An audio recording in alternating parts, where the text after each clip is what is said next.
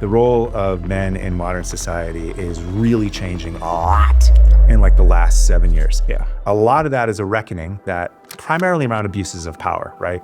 To oppress those around you, benefit yourself. All the worst ways to interpret masculine ideals were brought to the forefront. And then finally, thank God, over time, there's been waves of culture and society where there's been more and more and more equality. Enough is enough. White males in power, guys that look just fucking like me, are fucking horrible and they have to stop. There seemed like the generation of young men that were influenced in their teen years when they saw that suddenly went, how do I treat women now? How do I do that? So guys weren't told to talk or be friends on that level, right? We had bad models of what strength and maturity and providing were. Now we have the benefits of equality and feminism that have happened over the last 100 years, where women are richer than you. Your partner might make 5 times as much as you and doesn't give a shit what you do for a job, right? Might not want kids, doesn't need kids. All these sociological changes, all these cultural changes are kind of stacking up to the point where she doesn't need you to provide for her. You're also kind of a dickhead and need to get that straight.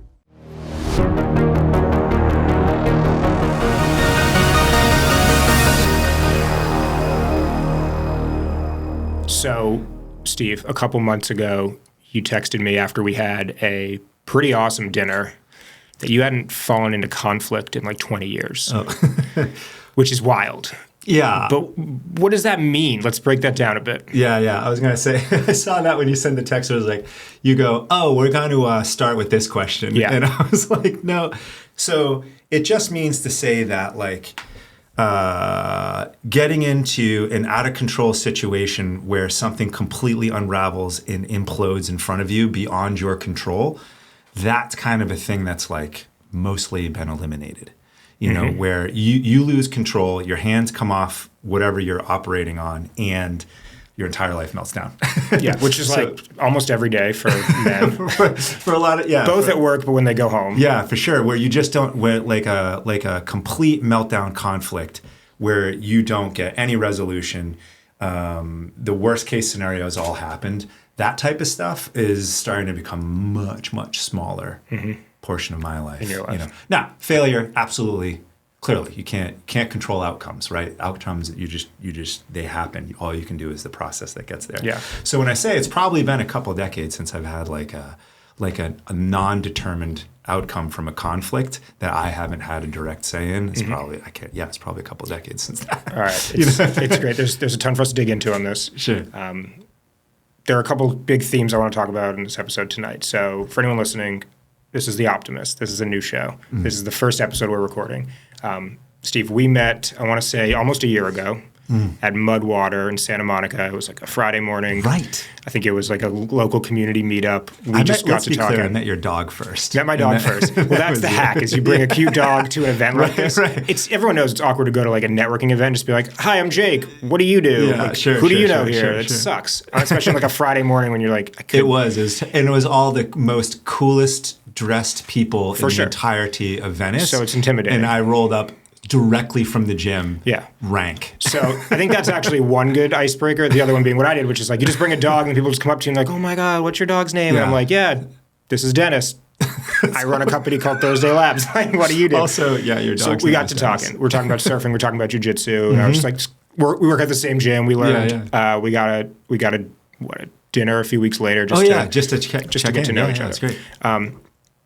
And at the time, I was in a relationship, and kind of in that stage of like, I think this could be the one, but it also might not be, and I'm not really sure. And what I was dealing with was, I'm finding myself, we're having fights a lot. I'm like, it sucks to fight, and our fights would often be very unproductive, and neither of us have ever like had fights like this before. And sometimes they were small, sometimes they were huge, and sometimes they would last 4 or 5 days, and we just couldn't work our way out of it, and there'd be distance and just weirdness, and it sucked. And I first came to you, and I was like, how do you train athletes? How do you coach soldiers to show up on a Monday morning and fucking do their job, whether that means like rip a bullet from 400 miles away, pull the trigger, or do open heart surgery, or like crush their PR time on a bike. When the night before they had a very challenging personal thing go on. I mean, I'd find myself showing up to work on a Monday morning and have to give a very big client presentation and then be there for my team, but like my head's in a million other places and I'm barely slept the night before on the couch. And the question is, how do you just put that shit aside and focus and do your job and not let it mess you up? And that's where the conversation began. So I'd love to hear your advice on that. Yeah, I remember this now, just pretty distinct. Yeah, I think a huge portion of high performance lifestyles is compartmentalization, right? That you have the ability to shut down cognitive noise and focus on the thing in front of you. On a very micro level, it's like a fighter pilot. There's a lot of stuff going on, but if I don't do these two things, it all goes sideways. So being able to like cognitively prioritize is a huge thing. And most people, that's what they really focus on first, is all of these hard, tough guy skills. Like, how do I just deal with the stress? How do I park the pressure aside? How do I do that? So those are usually the first things, or else you never really succeed anywhere, right? You start to crumble. So you kind of figure out, okay, there's a lot of pressure, but I have to set that aside and do my job. So you start to learn how to focus, pick and choose thoughts, And being able to select and pick and choose the thoughts that you focus on and select and choose your actions is like the first step of performance, right? I want to quit, I don't. I feel distracted, I don't. This guy looks like he wants to take my head off, I can't panic, right? So if you're going to have any level of success, you kind of start in, you learn how to pick your thoughts. The bigger stuff that you were talking about that got more interesting for me was when you're saying, well, how is it I have meltdowns in some parts of my life and I have to be perfect in these other parts of my life? Well, there's a sociopath way. There's a sociopath way in which you kind of don't care what happens in your personal life and you're only focused on your public appearance, right? But really, where those things start to get a lot more manageable is because you start to become a lot more grounded in yourself. And so you know the roles of all these different parts and pieces in your life. And so you're a lot more comfortable with all of them being in flux and stasis. If you think that everything's going to be perfect at all times, you are now completely fucked because that's not how it works. And so that's the pressure I put on myself all the time. All the time. And this tends to be like a young, high performance man or a woman. They start to think that everything's got to be perfect at all these times. Yeah. So you start to have to realize that everything's going to be in flux at different times, and that's okay, and that doesn't make you a failure. And you have challenges at home, or home's going great, work's going bad. That type of sine curve and embracing that, male or female, doesn't matter. Is like, that's the first thing that makes that manageable because it's not catastrophic. Well, I got into an argument, but I'm still going to save this person's life. Or I screwed this thing up at work, but I'm still going to be a good father, or a good friend or whatever, right? So you start to, instead of compartmentalization, meaning the first level of compartmentalization is ignoring. I learn how to ignore things. The next level of compartmentalization is I learn how to integrate things. That it's okay that this portion's bad, this okay because this other portion's great. And me as a whole is great, I'm thriving. Yeah. Just this one portion's a little bit of a problem. It almost feels like there's like a confidence in it. I remember at one point I was like on this Zoom call on a Tuesday morning or something, and I 10 minutes had gone through on the call, I'm listening to someone talking, I'm realizing I didn't hear a word they just said. I was just thinking about the fight me and my girlfriend had the night before. Everyone's been there. And then kind of catching myself and realizing, but like, this call has its 12 more minutes. And then it's over. But I know for a fact I'm going to see her in the next 6 to 8 hours, whatever it is, and like we'll figure it out then. It almost like doesn't serve me. It doesn't matter that I shouldn't be thinking about this now because it's going to get resolved. I have to focus. I have to be here. And it's tough to just kind of like take it and put it on a shelf and put it aside for a while. But it's almost when I gave myself the permission. Well said. To just be like, no, that will get figured out. Well, I can feel confidently that like that will be fine at the right time, but for right now, this is what's important. Well, you just got like contemporary, like modern mindfulness. Sure. The phases of working through this, right, is recognizing, I feel a thing, and then acknowledging, okay, I'm definitely feeling that, labeling it, it's a thought, it's a feeling, and then realizing that. I would say that the next little nuanced thing that you came up with is that you kind of say, it's okay. That's just a thought and it's a feeling. And then using your higher order processes to then say, I'll prioritize that later and I'll prioritize, I'll focus on this now.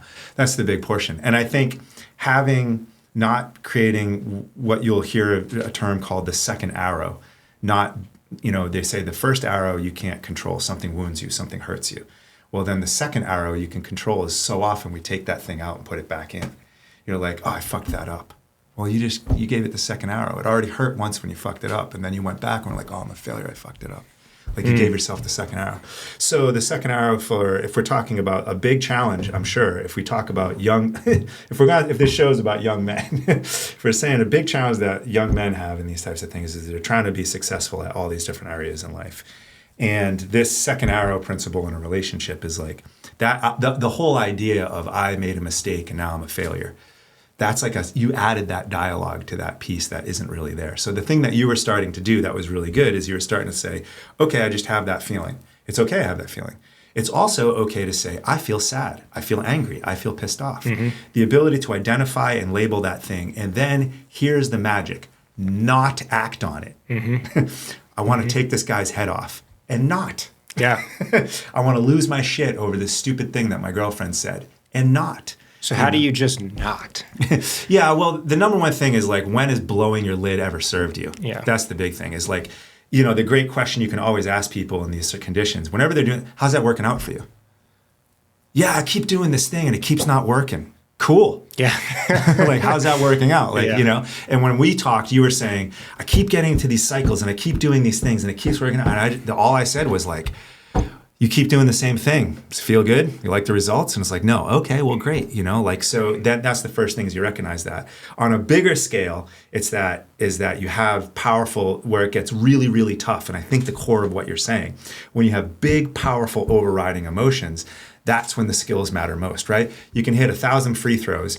You go to the driving range and you will rip that thing down the center every single time. Now, it's worth $100,000 if you can hit this fairway and there's 1 million people watching and your contract's up for renewal. Same golf swing, same thing. Yeah. Suddenly it got way harder. Yeah. Why?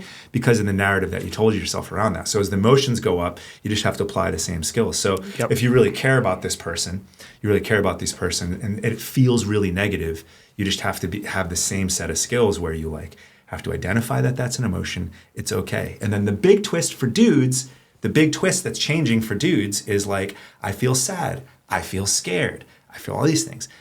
For me, I grew up immediately I don't fear risk, I don't fear death, I don't fear another man, I don't feel conflict, I don't feel any of that. All these things that I thought were courage. Oh, I have corporal courage. I don't care if I die tomorrow. I'll risk anything for anything at any one period to do my job, to do my duty, to save my friends, to protect the people around me. The things I was really fucking scared of, shame, inadequacy. My biggest fears, not being a good husband, being a shitty lover, being a fucking blight, all these inner shames, like lazy, anything that I couldn't express, all the internal dialogues. Those were the things that I was the most afraid of. Well, it wasn't until I started to embrace that stuff and really face those things that I started to have command over all my emotions. Well, let's cover all that. Why do you think that was? Well, okay. So I think the role, if we look at a masculine role, right? Like what's changing for men right now? Yeah. Right. So for so long, we had social constructs largely in our favor, for reasons that there are a ton of great history books and so many other things and so many experts talking about that stuff that I am not an expert on. But I've definitely noticed is that in a great way, the role of men in modern society is really changing a lot in the last 7 years. Yeah. A lot of that is a reckoning that abuse, primarily around abuses of power, right? You're in charge, and instead of viewing the role of masculinity as providing safety, security, helping those around you thrive, leading with strength, not oppression. The shitty way to interpret all of those things is to oppress those around you, benefit yourself, instead of creating a system where people thrive and order flourishes, to impose order and to suppress people, to create structure, right? All the worst ways to interpret masculine ideals were brought to the forefront. And then finally, thank God, over time, there's been waves of culture and society where there's been more and more and more equality. And then very recently, starting with, my guess is something around Me Too, it just became to be enough is enough. White males in power, guys that look just fucking like me, are fucking horrible and they have to stop. And so there was a whole thing where all of a sudden, finally, there seemed like the generation of young men that were young and influenced in their teen years when they saw that suddenly went, how do I treat women now? How do I do that? Because the way my dad did it, that's not working. That's not working. And the way my female friends want me to do it, they're not even talking to me about it. That's not even talking. So guys weren't told to talk or be friends on that level, right? We had bad models of what strength and maturity and providing were. Now we have the benefits of equality and feminism that have happened over the last 100 years, where women are richer than you. Your partner might make 5 times as much as you and doesn't give a shit what you do for a job, right? Might not want kids, doesn't need kids. So all these sociological changes, all these cultural changes are kind of stacking up to the point where she doesn't need you to provide for her. You're also kind of a dickhead and need to get that straight. Yeah. And then on top of that, a new cultural revolution around female sexuality and female pleasure and all of these understandings, right? And now young men are like, I don't know how to flirt with things. I don't know if I'm allowed to like be a dude. Like, what does that mean? What's my value in society if I'm not fighting a war or earning things or like raising a family? What is the point of me? Why do I So it's a real thing. And you could say, oh, so tough for you as a white male. I get it. The world is set up in my fucking favor. Absolutely. And I'm not griping about it. What is real is dudes are fucking killing themselves. So that portion where something in society where yes, there's many, there's racism and misogyny and identity phobias and all these things.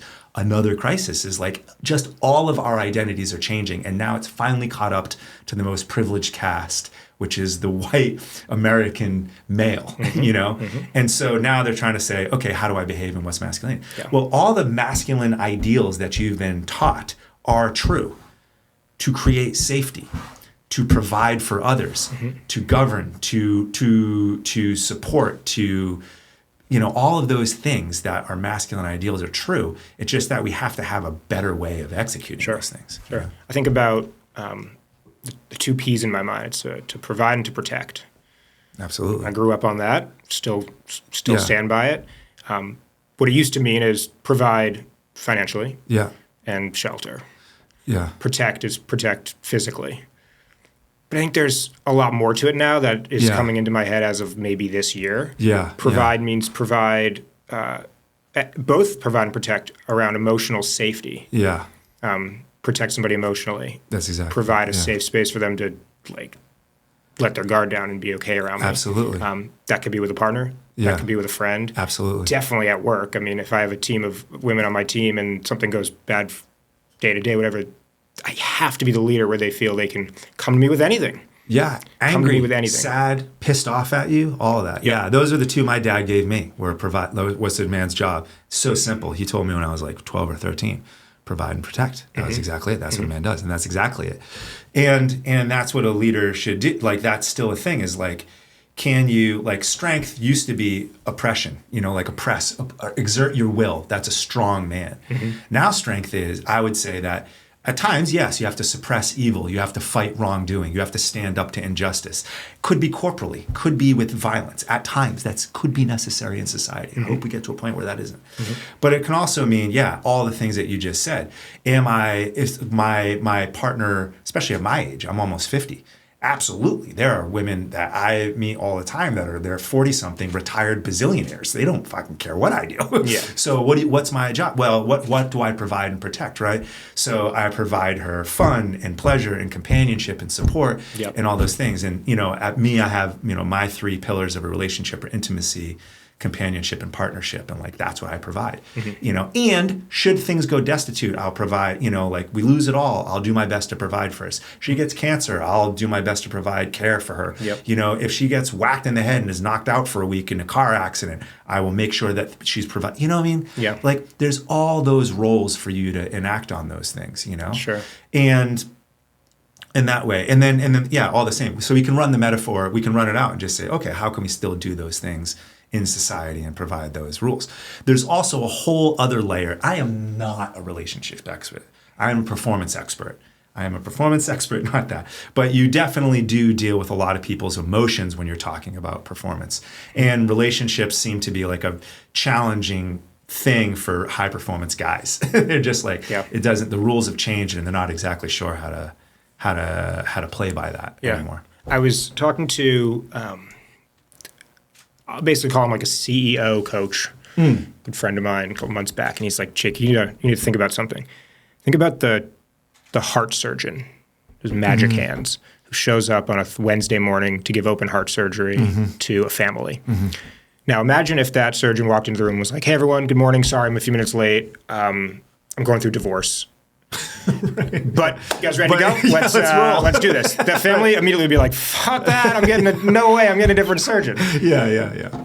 So my buddy's like, look, I get it. You run a production company. Yeah. Like, you're not doing open heart surgery. But if you show up on a Monday morning all hands call and you're like, hey guys, sorry, I didn't really get a lot of sleep this weekend. I'm going through a breakup. Anyway, let's get into it. Talk about this week's stuff. I think there was a moment in time where people were saying, like, no, like, be vulnerable, like, share that stuff, be open, especially in the workplace.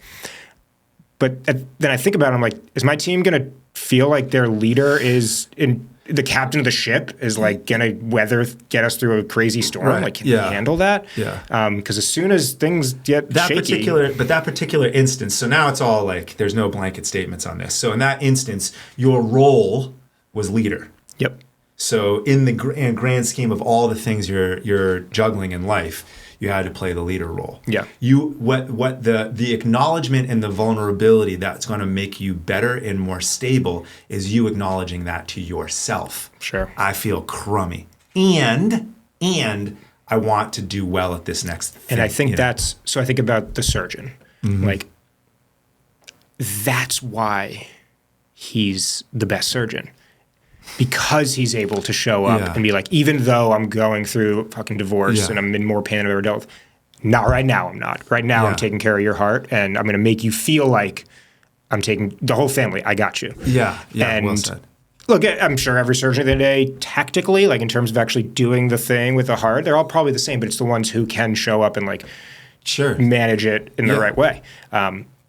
And so that gave me a lot more, I guess, confidence and peace about it. It's like, okay, like don't try to ignore the tough parts of life. Don't try to eliminate them.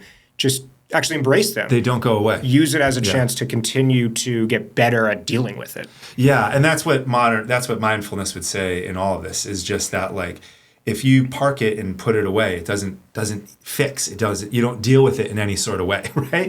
And it's not going away. So the strength is being able to feel like crap and then do your job, right? What's the classic definition of courage? It's not the absence. It's not fearlessness. Courage isn't fearlessness. Courage is being scared shitless and doing it anyway. That's courage. Otherwise, it just doesn't register. So it's the same thing, like bravery, like all the classic virtues of wisdom, courage, temperance, justice, all those hold up, right? Like, and the courage portion is like to do what's right, even when everybody tells you it's wrong. You don't feel that, you don't want to do it, you do it anyway, all that stuff. Yep. So that's a big portion is like, so I think the breakthroughs for you are all on being able to like say, I have these emotions and I am dealing with them. And at certain times throughout the day or week, I will address them. Maybe not now. Yeah. Maybe not this instant. It's interesting growing up. I turned 30 in a few months. And it took me kind of until maybe this year or last year to realize, my whole life I always just thought, first of all, I didn't really think about it at all. But looking back, I'm like, I had two emotions, happy and angry. Yeah. That's it. And then this year, growing up a bit, being in a committed relationship for a while, I would get asked, what are you feeling right now? Like, fucking, what are you feeling? Yeah.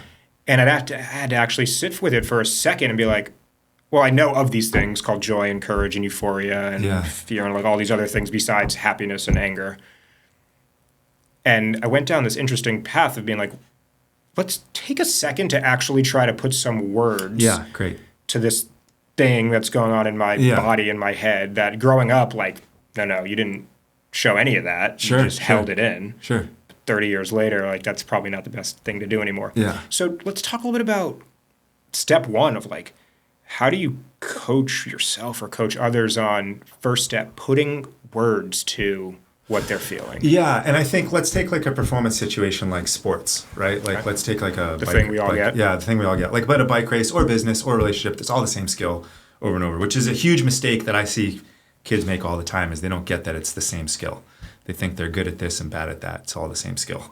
So yeah, I think there's a few things. One is you start to develop like what you're looking for is a big difference, a difference in space between reaction and response. And maturity and poise and your performance pretty much depends on how big that space is. The bigger you make your space mentally between your reaction impulse and your response action, the better you're going to be at whatever you're doing. Literally whatever you're doing. I don't even care. Like from sex to sports to a deal to anything, to driving to cooking a steak.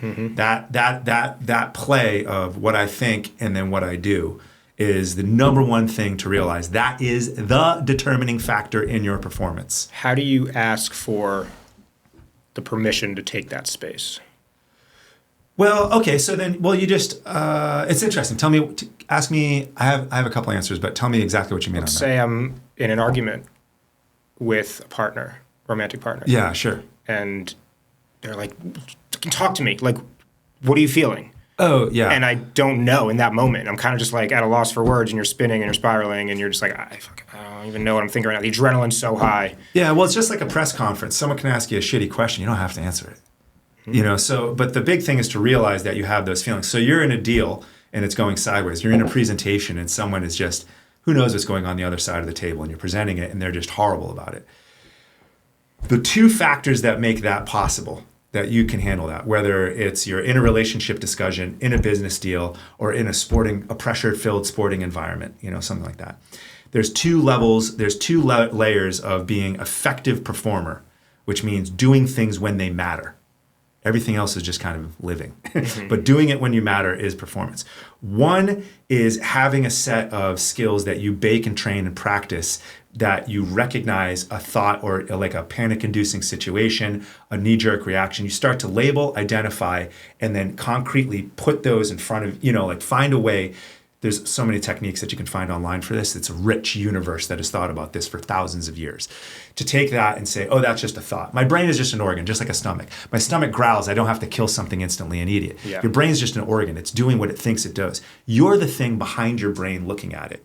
So once you say that, and I have a set of skills, and I start to recognize, oh, I'm freaked out, or something's happening. And then yes, you start to label those things. You start to think about those things. You start to say, okay, what about that? How do I handle that? So that's one portion, which you talked about a little bit earlier at the top of this, was there's a labeling, identifying, and then the second where now the next thing is, now that I've parked that, and I know now that I've escaped knee-jerk reaction, now you get to build skill and repertoire of ways to now respond. Some of those are, I don't know right now. I need a second. I don't know right now. Take a walk. Yeah, let me. You can always just opt out. I take a walk, or I'm not sure what to say. Give me a second. Or more vulnerably and probably more true, I feel really overwhelmed right now. Yeah. I feel like this whole thing is not what I was expecting. That's the feeling. Yeah. Right. Overwhelmed. Right. Yeah. Yeah. So I'm not sure what to say to that. Then you can switch it over to like, I don't know, can you help me figure this out? I'm not sure, right? So you start, once you park and you get away from the reaction, now it's so responsibility one is, don't be a slave to reaction, always aim for response. So once you recognize that, you're like, oh, I'm having a reaction moment. Sometimes you can even start reacting and pull back and be like, blah, blah, blah.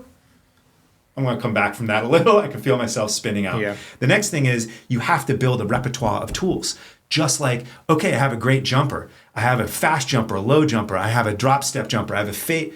Yes, you have to, if you believe that the difference between reaction and responding is the number one determinant in how well you perform in every single aspect of your life, do you think you should work on that skill, right? So there's the react respond dynamic where you can literally develop techniques to say, I'm reacting. I feel that way. I feel it in my chest. I feel it in my hands. Yeah. I feel it in my ears. Oh, I feel this. I have an impulse. Oh, that impulse makes me want to lash back or get the big one, the big D, be defensive. Well, fuck you. All right, So you learn first layer, and then you start to build a repertoire of responses. And I have a whole bunch. And some of them just say, like the big one is in Japan is they just silence. Someone goes, la la la la la. They just go, here's what I have to say about that. you know? So they just take that. So that's one layer, is the mechanisms and tools in that. The deeper layer is if you know that you're acting in alignment with your values. Do you know your values? Are you acting in that way? Do you believe in the product that's being discussed? Do you believe in your behavior in that moment, right? Do you know why you're doing it, and all these deeper things, right?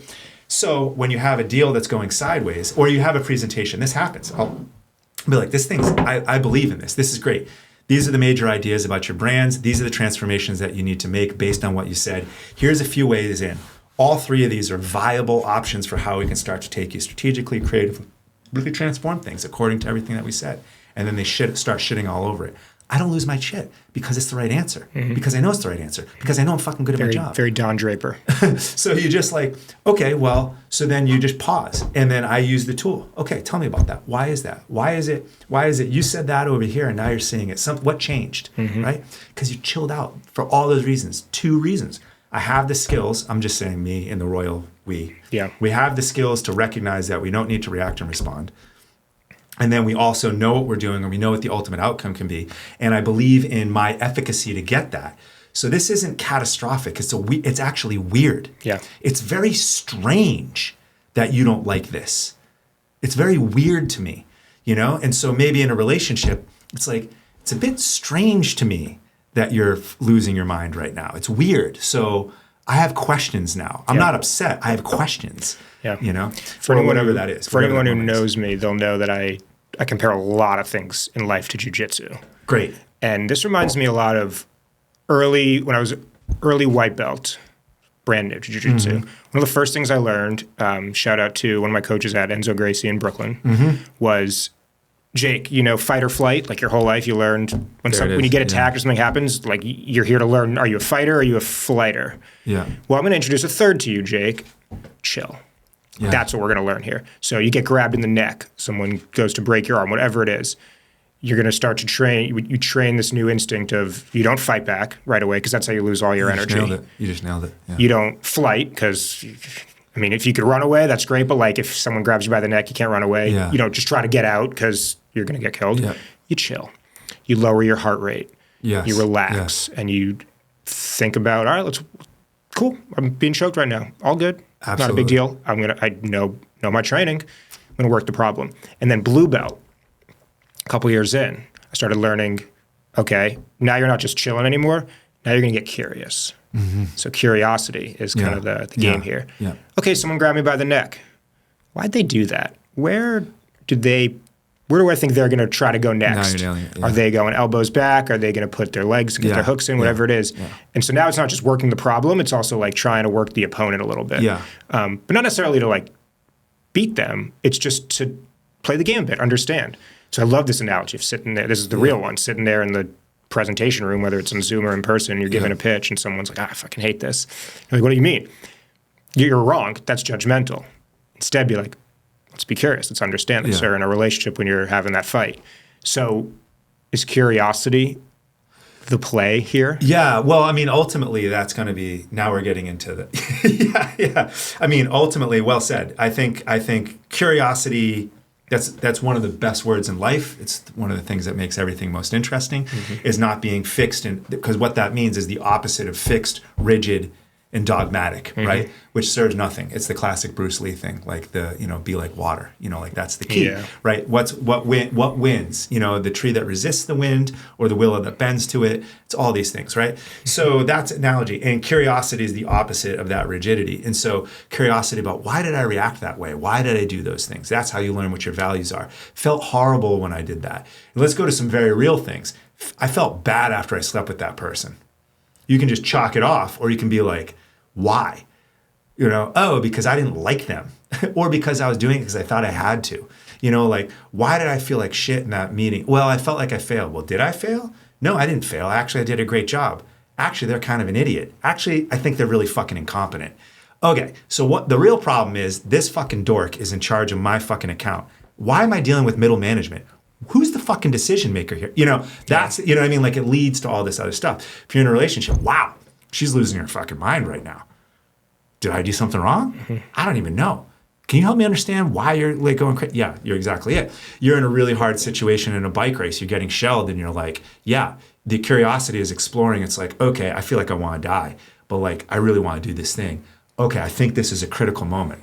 Okay, I got to pour it on for 3 to 5 minutes or else this race is going to get away from me. And if I don't make this break, that's it. This is the race. It's happening right now. Yeah. You know? So exactly. That's the idea, is to like, you want to be fixed in your principles and values and fluid in damn near everything else, right? Fluid in damn near everything else. So, and that would apply. And again, you've already nailed it. You've thought pretty deeply about this, which is really important. It's the same if it's a relationship or a business deal or sports or your friend. It's like, actually, it's the same damn thing everywhere else. So if you find it successful here, then you'll find it successful. And what I bet is what you're already getting into is now you've started to reprogram the habit where big whacks of emotion don't make you react, they make you think. Yeah. Like a huge burst of emotion is like, what's that? Instead of fuck. Instead of just feeling like you're like, why did I just feel that way? You know what I mean? Yeah, it's funny. When we had steaks that night, I was sharing with you, I'm having all these fights. It's been we just have conflict. There's just so much conflict that's going on. And you prescribed to me a 30-day no conflict challenge. Yes. So, I have so many questions here, and then I'd love to recount like what it did for me. I want to hear, I want to hear the most. If all the podcast was 30-day challenges are everything. In my life, whatever the problem is, there's a 30-day challenge that's going to solve it. So what was going through your head when I shared? Run it back to your perspective. Yeah. Like, So why did we do this? Because the reason why is you were so tightly wound as an entrepreneur. You were just so tightly wound. So there was no cognitive energy left at the top anywhere for anything. Everything was like the fuse was burnt across the board, and I could see that. And I was like, you're fried. So you have to do a few things. Like first, I was just trying to find ways to for you to just take it down. Yeah. So first thing first, acknowledge that. Can you see that you're fried? If you can't, there's no AA if you don't admit you're drunk, right? You have to have your own intervention. So I was like, do you see that you're fried and attenuated everywhere? It's the third time we've had this talk. Third time, third time you said the same set of shit and you were like, right, it's not working, Okay, great. Next thing is when it comes to all these relationship issues, the best piece of advice I can possibly give almost any young man is 3 simple words that are so good for everybody. Shut the fuck up. Just shut the fuck up, right? Yeah. Everybody's going crazy. Shut the fuck up. She's losing her mind. Hey, shut the fuck up. That guy's being an asshole. Hey, I got an idea for you. Shut the fuck up. Just let it you don't have to say anything. Just let them say. Listen for 5 seconds. Someone's having a horrible day. They're laying into you. They say something horrible. Who cares? You want to know what's a great answer? Shut the fuck up. This client's being an asshole, right? So all those circumstances, shutting up often is a great idea. So that's the first thing I remember saying to you is next time one of these things happen, hey, just try this. Just try shutting the fuck up. Don't, and just let her say the thing, or don't say your thing and escalate it. Yeah. See what happens. That's an extreme version, which is good, of just saying, notice that you're having a reaction.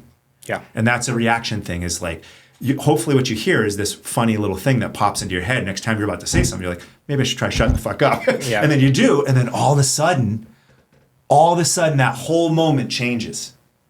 This whole moment goes from fucking spiraling disaster to she's now it's her turn and now she's talking, and then all of a sudden the room starts to level out or whatever, right? But now you have some space because you bought into the very first thing. So the shut the fuck up advice is just it's like a cone. It's like a Zen master slap that just gets you to, I'm having a reaction. I should probably not say anything, And from there. And then you were like, okay, that's not too bad, but then this. And I was like, okay, we need to go more extreme. Yeah. So then I just said, okay, you're way over here on this side. It seems like there's 2 things that you were doing. One is you had this laundry list of complaints.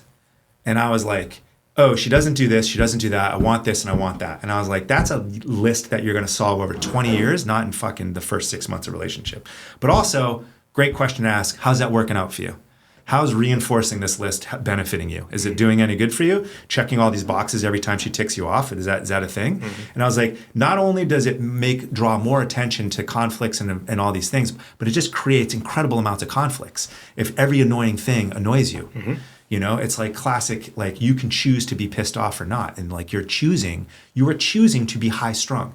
You are choosing to be annoyed. You're mm-hmm. choosing all of these things. Mm-hmm. And then it's escalating the shit out of her. Mm-hmm. So now you're like, well, this, and then that, and then this, and then that. Well, how the fuck do you think dinner's gonna go? How the fuck do you think dinner's gonna go? Yeah. Or you can just be like, whatever. You can just try whatever. Just try whatever. Yep. Just try like, oh, she said that thing. Cool. I remember you texted me. And you were like, she did this thing. And I was like, cool. It was like 3 days later. Yeah. I was like, 30 days, I got this. Yeah. Literally 3 days. And I fucked 3 days up. later, you said a thing. I was like, I said this. Okay, reset, new 30. And then you were like, well, she did this and she did that. And I was like, awesome. And then just didn't answer. And you were like, got it, you know? Yep. And then you kind of like went through this process. But the big thing on that was just saying like, okay, go the other direction, something sweeping strong, and just say, okay, not only you're not going to start any arguments, you're just not going to let her. Now, long term, super unhealthy, horrible. Mm-hmm. Short term, watch what happens. Mm-hmm. Just watch what happens if you're not escalating everything all the fucking time. I would say anybody listening to this thing, try 30 days, no conflicts. Yeah. Just see what happens. And what was the other thing I said? Just write down the stuff. I bet you in 15 days, you can be like, wow, I'm a fucking dickhead. Like I wrote down 57 times that she left her shoes near the door. What the fuck is my problem? You know? And then you have one that you circle. Oh, she's racist. that one we're going to talk about at the end of 30 days, right? That one we're going to go back to. Yeah. Oh, she's like, she stole $50 out of my wallet and didn't tell me. We're going to go back to that one, you know? Yeah. Those are so extreme. But like, you get my point, right? As I was like, you're going to see how ridiculous most of this is and it doesn't even matter. And then the next thing is, here's the ones that do matter. Mm-hmm. And if those are catastrophic, then maybe think about how you want to talk about them. Yeah. But what did shut the fuck up and no conflicts do? They caused you to stop reacting, mm-hmm. create space, and then literally document things that you might want to respond about later. Yep. We just went to a bonkers level. Yeah. So what happened? It was pretty much exactly that. First, it was uncomfortable. Mm-hmm. There was a couple days of just like, oh, this is interesting. I can't speak up. And then the next conflict came up, something happened that really bothered me, and I reacted. And, finally came over to my house and I fucking blasted her. I was like, what the fuck are you doing this? Like, this is so uncool, all this stuff. And it went horribly, obviously. Right. And I realized I was like, okay, false start. Yeah. I was like, I was like, it was supposed to be till like August 1. Now we're going to do it till August 4th. Yeah. Right. And after that, I did the full 30 days. Yeah. And it got easier. But what happened was, first, I just started to write everything down and just eat it, just bury it. But the healthy outlet was like, listen, okay, and told myself, shut the fuck up. And what I realized was pretty much 99% of the things that were bothering me, I had forgotten about in 48 hours anyway. Miracle, right? Yeah. And then 30 days goes by and I was like, wow, this has like been an amazing relationship for the last 30 days. I wonder why, because there's been no conflict. And then another 30 days went by, we're at like day 60 now, and I realized I couldn't even remember any of the things that were bothering me. Amazing. Even though they were bothering me. But now what happened was it was training this new muscle for me to just like, let shit go. But it did illuminate some very core couple of things. There it is. Yeah. And those are the things that I didn't forget about after 48 hours. They were the bigger patterns. And, we sat down and talked about it. And I did the same thing at work. I did the same thing with family and some friends. Whoa. So can we go into that? Yeah. What was it like at work? At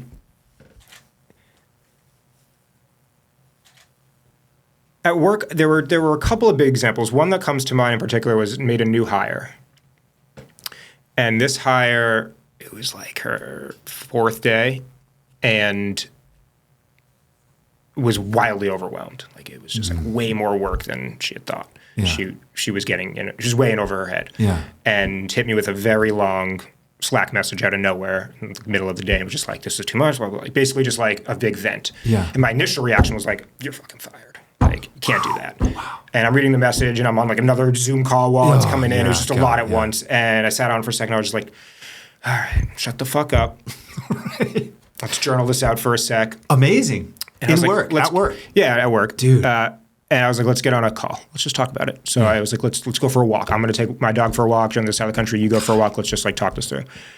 And the entire call basically was just like, talk to me. Yeah. What's going on? Amazing. What are you stressed about? Yeah. Curiosity. Yeah. And by the end of the call, it was just like, just need to be talked off the ledge for a sec. Like almost like a miscommunication. Like I was just a little bit confused about something. And it's like, great. All right, let's get back to work. We got this. Yeah. And it brings us closer. Amazing. And now it's hopefully How did you feel?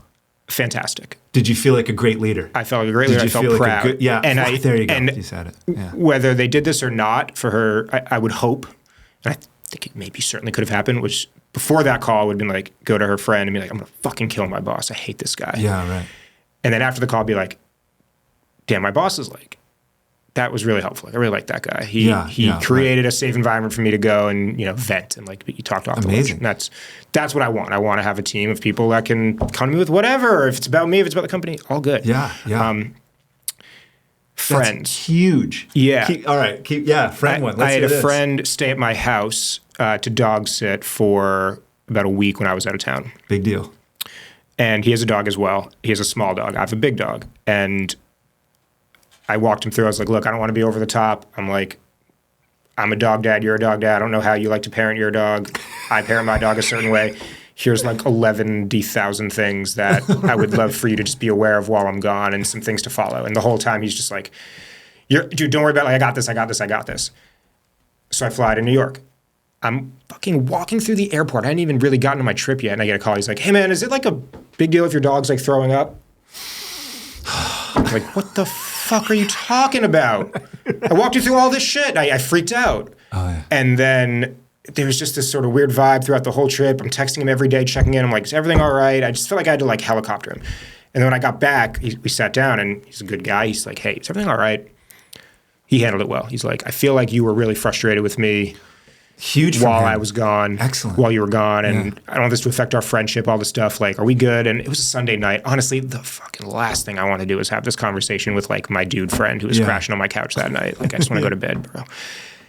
And I sat there and I was just like, I appreciate you sharing this stuff. Yeah. Like, tell me more of like what you're feeling. And it felt exactly like I was talking to my girlfriend at the time. Sure. Which is kind of weird to like have a conversation with your homie as this, Yeah, it feels but it's the exactly same like a conversation skills, with your right? girlfriend. Same Yeah. skills. And it brought us closer of just like listening, like validating what he was feeling and not being defensive and being a dick and trying to tell him why he shouldn't feel that way. Yeah. No one wants to be that. And so how did you feel after that? Much better. Yeah. You felt like a better, more stable, like what words would you use to describe that? Like graceful. Amazing. Yeah. More of a rock. Strength. Yeah. These are like classic things. I want, and it helped me just over the last couple of months develop a new core value as like a leader, a friend, a partner, a future husband, a future father. I want everyone in my life to feel like they can just come to me with whatever. Huge. And that they're gonna be safe to come to me with that, whether it's something has nothing to do with me and they just need me to listen. Right. Or it does have something to do with me and they just want an apology. Right. Or they just need a shoulder to cry on. Right. Or they need some help with something. They actually need me to like do a thing with them or for them. But I think so much of it's funny because over the last couple months, I've realized just more friends and people are just like, come to me with vulnerable shit. And I like that. It makes me feel amazing, great. right? Amazing. But it also helps because now I'm doing the same to them. I'm going to them with vulnerable shit. Yeah. And just you can model. What happens is now you start to say that these behaviors model each other, right? Someone shows up early to practice. They put in the work every day. They don't complain. All of a sudden, complaints start to go down. People start to work harder.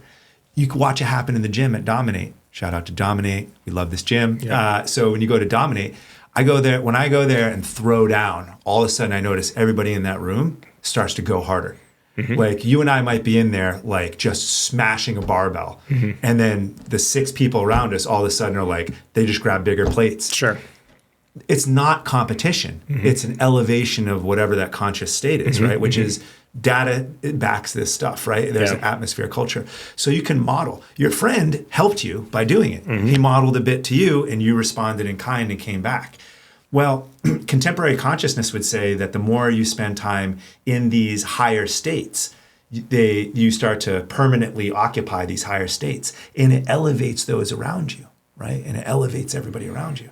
So if your marriage, if you're modeling great behavior to your partner and they're modeling great behavior back, well, now you guys are reinforcing that. Well, how do you get to that great marriage? You can't fucking do it alone. You can't fucking do it alone. You model to her, she models to you, you respond to her, she responds to that. What do you want? You want that. Everybody wants that team. I want to join that team. That everybody feels like they're in purpose, that everybody's going. You're the fucking purpose. You want that team to have purpose? You want that team to feel bonded? That's you. So what is modern masculine strength? The ability to be rock fucking solid for other people. How do you protect them? They feel like they can come and seek shelter from you. You know what I mean? Like that's fucking the big deal. And how long? So what was this? 90 days? 90 fucking days. And you just radically improve the trajectory of your rest of your life in traditional male values, interpreted like a non-fucking asshole, right? Like huge transformation. And now that you reap the benefits, now it escalates. It's like the first 60 days of a workout, tough. I'm sore. I don't see any benefits. And then one day you take your shirt off in a bedroom and you're like, fuck, I look fantastic. Yeah. You know what I mean? Yeah. So you just got to be patient. And the same thing happens neurologically. It takes 30, 60, 90 days. So if you're 90 days of doing this, here's what happens. It's not like you're not going to have a relapse, but watch what would probably happen. You're going to lose your shit and be like, fuck, that felt horrible. Yeah. You'll be like, I know what I'm doing there. I'm not that guy anymore. And then probably go straight back and be like, hey, earlier on, I kind of like, I'm glad we got through a thing. I just want to say that like, I really appreciate you doing that and all these things. And I'm glad you can come to me. You don't have to directly apologize, but you'd recognize there's something like that, right? You'd recognize there's a moment in there. And that's leadership. And like, if there's anything you're going to lead in, it's leading your own life. It's like, how do you want to show up? How do you want to behave? And so again, it goes back to those two major things is the keys to performance is recognizing the reaction moment, developing a response portfolio that is founded on values, principles, and outcomes on the way you want to conduct yourself. And then those things are there and they're fixed. How you react and respond, that's dynamic and it changes and it's all these things. And you tend to find out all the emotions and feelings, all these conversations start to sound the same. So you want to know what you get good at? That kind of talk. You become good at the talk where someone loses their fucking shit and then all of a sudden they feel loved and cared for, and then they get stronger. You know what? Like, there's a whole sect of Zen warrior monks where their life's purpose is to give courage. To give courage. Like, fuck, it's so good. Yeah. What does that mean? How do I give courage? I help people find their own bravery. I model what courage looks. I never make them feel lesser than me when they're around me. They feel bigger and braver in my presence. I don't expect credit for that. Fuck, man. Do you know what I mean? Like, that is leadership. That's like, I couldn't imagine a more brave, strong, masculine thing to do than that, right? Yeah. So like the fact that you're seeing benefits from stop the reaction, develop a response portfolio, get curious and question my values, principles, why I'm behaving this way. And then the big thing you said at the very top of all this, not beat the shit out of yourself for being human. Not trash yourself for it. There is 0% performance data that says being an asshole to yourself makes you a winner. None. In fact, all the opposite. Do you think 4th and 1 with the Super Bowl on the line, and everybody knows here comes a rush, everybody knows it's going to the fullback, everybody knows this is going to happen, do you think that dude is saying to himself, fuck man, I fucked up that last play? No. The reason he's on the field is because he doesn't think like that. Yeah. He doesn't beat himself up. The world is coming for you. The world wants you to be mediocre. The world wants to take what you have.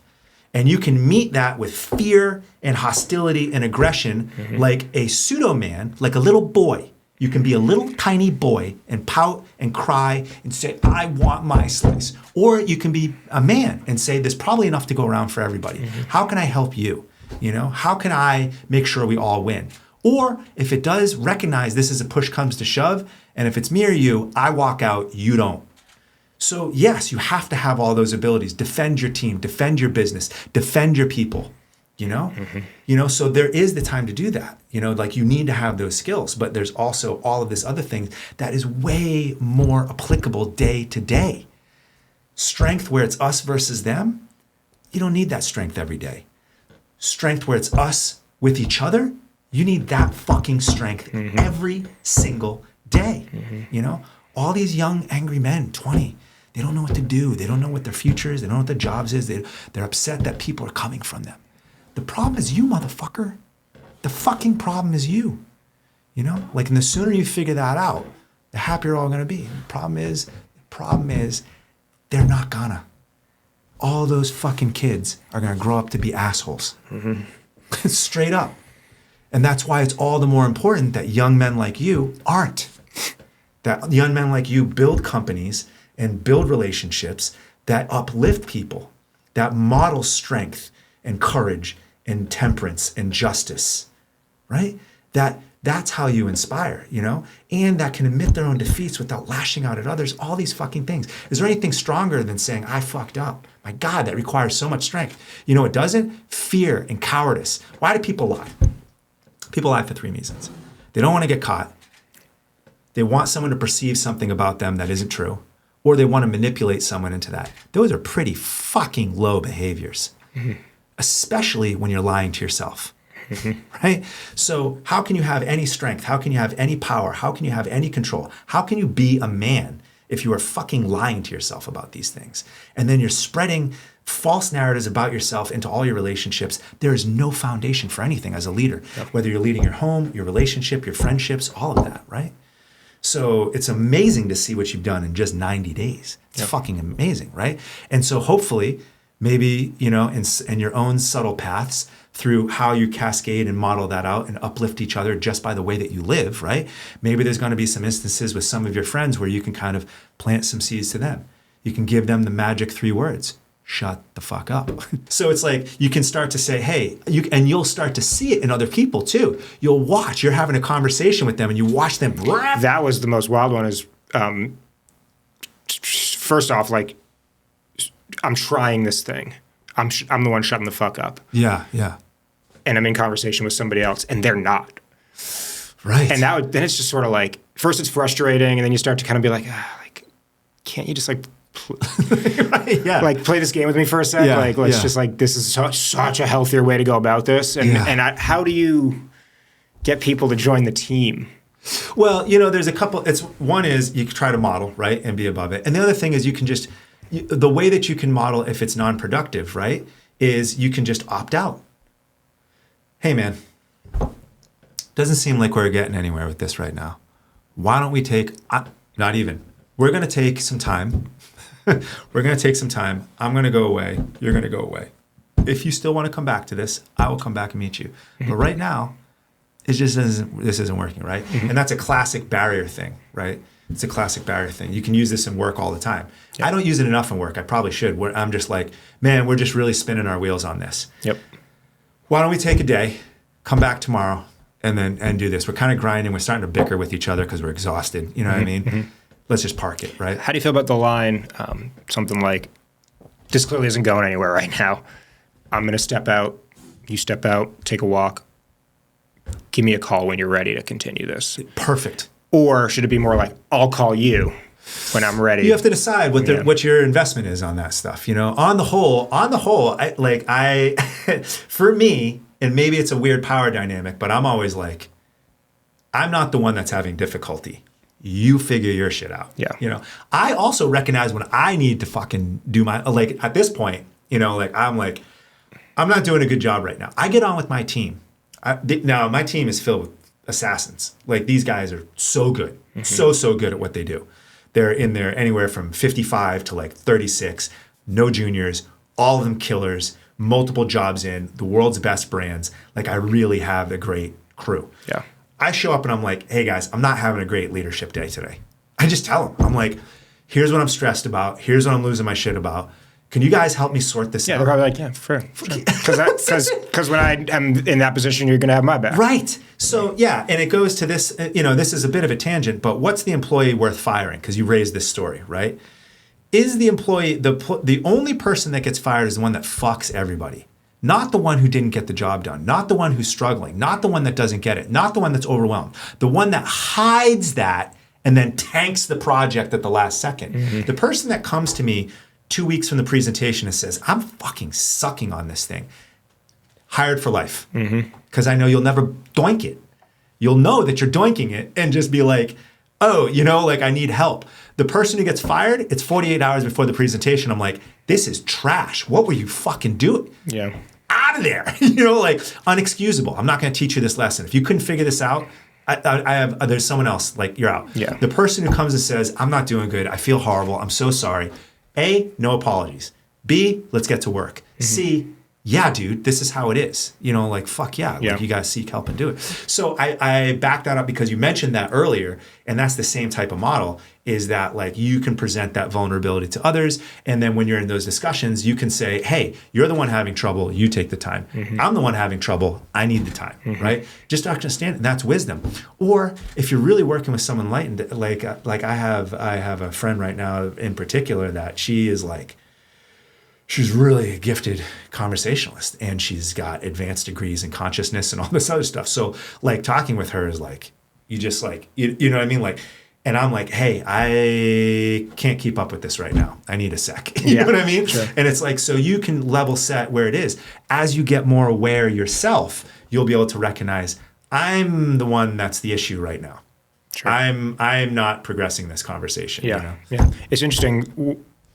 You shared just almost an aside with me a few months back that stuck with me, where you're like, imagine your friend fucking blasts you, just hits you with the most mean, offensive shit.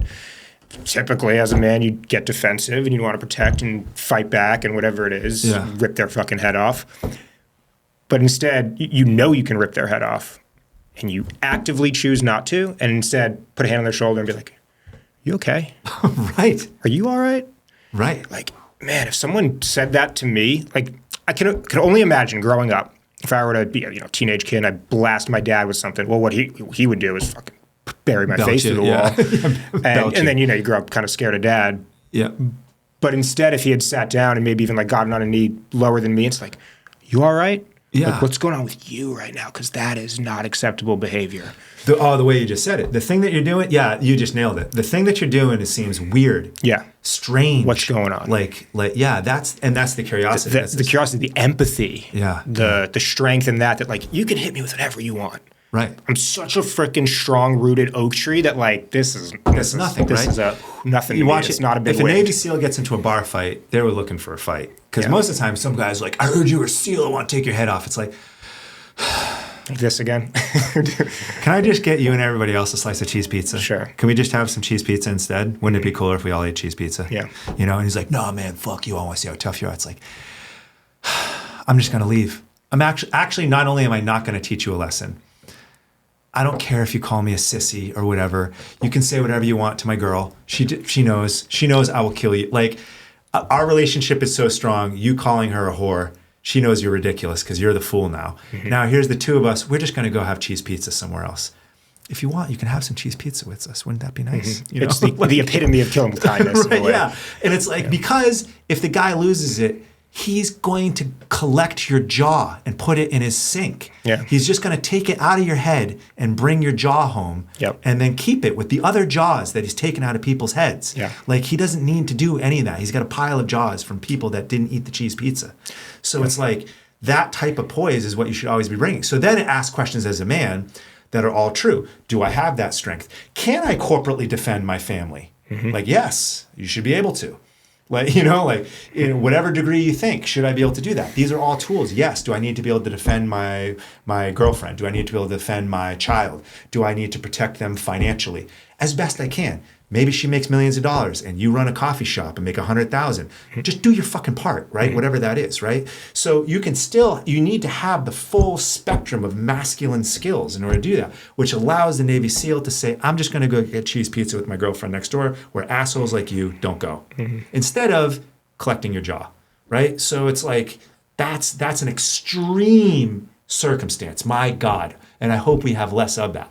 More common is the same type of thing as just someone being a dickhead in the office or the dickhead around the neighborhood or whatever, right? You can take the same skill and apply it. Yep. that was a bit of a closing here. Oh, yeah, for sure. the 23-year-old guy who graduated from college and has two sisters who are both living in some big city, graduated top of the class, which, by the way, that's the statistic now, is more women are graduating from college than men. Right. More women are going to college than men. Sure. Which is great. Yeah.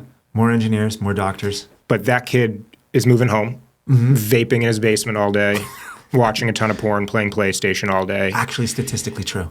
It's pretty much the majority now. Statistically And true. actually, I don't know if that's the majority, but it feels like the majority. It is alarming. Yeah. And he's angry, he's confused, and he's just like, okay, where's he going to go? What's your advice to him? Where does he start? Right. Wow, what an incredible question.